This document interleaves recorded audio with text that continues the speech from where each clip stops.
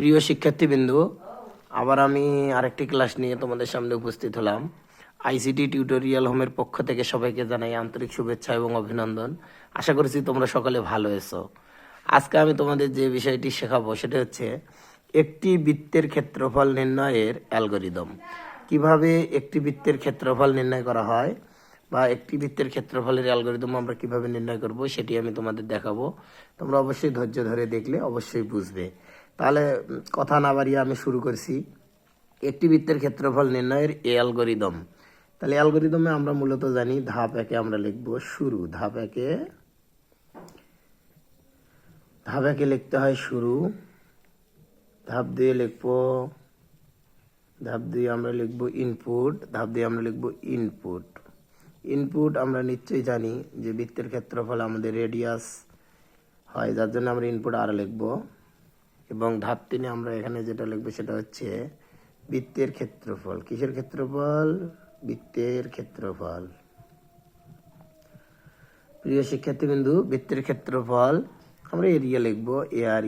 Area সমান কি পাই আর square. পায়ের মানটাও আমরা লিখতে পারি 3.1416 লিখে দিলাম এবং আর স্কয়ার আর গুণন আমরা আর দিব বৃত্তের ক্ষেত্রফল। তারপরে আমরা দেব ধাপ 4। ধাপ 4 আমরা লিখব প্রিন্ট এরিয়া প্রিন্ট এরিয়া।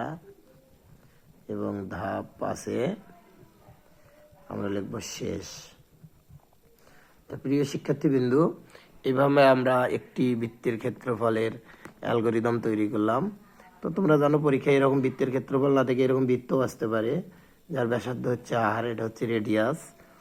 তো এরকম আমরা যদি এখন এইটার ফ্লোচার্ট তৈরি করি বা প্রবাহ চিত্র, তো নিচে আমি প্রবাহ চিত্রটা তোমাদের দেখাবো। প্রবাহ চিত্র, তো প্রবাহ চিত্রটা আমি তোমাদের তৈরি করে দেখাচ্ছি, তোমরা অবশ্যই মনোযোগ সহকারে দেখো।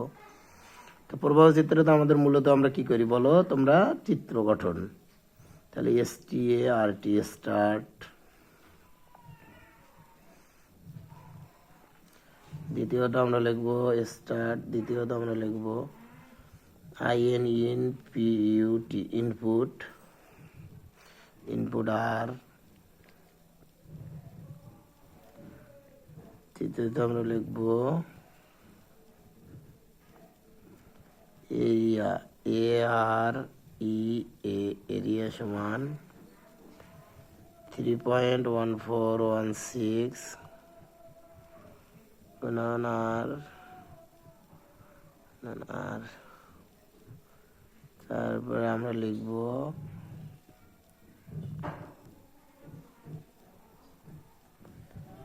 PRINT প্রিন্ট, এরিয়া, এবং তারপরে আমরা দেবো এখানে ইন্ট। তা যাই হোক প্রিয় শিক্ষার্থীবৃন্দু, অবশ্যই তোমরা দেখতে পাচ্ছ যে এইভাবে আমরা একটা প্রবাহ চিত্র বা ফ্লোচার্ট তৈরি করব। সেটা হচ্ছে বৃত্তের ক্ষেত্রফলের। তো প্রথমে আমরা স্টার্ট, তারপরে ইনপুট আর, তারপরে এরিয়া সমান 3.1416, এটা নিশ্চয়ই পায়ের মান, এবং আরকে আমরা গুণন দ্বারা প্রকাশ করেছি প্রিন্ট, তারপরে এরিয়া, তারপরে ইন্ট। তো তোমরা এইভাবে একটি বৃত্তের ক্ষেত্রফলের অ্যালগরিদম এবং ফ্লোচার্ট তৈরি করবে।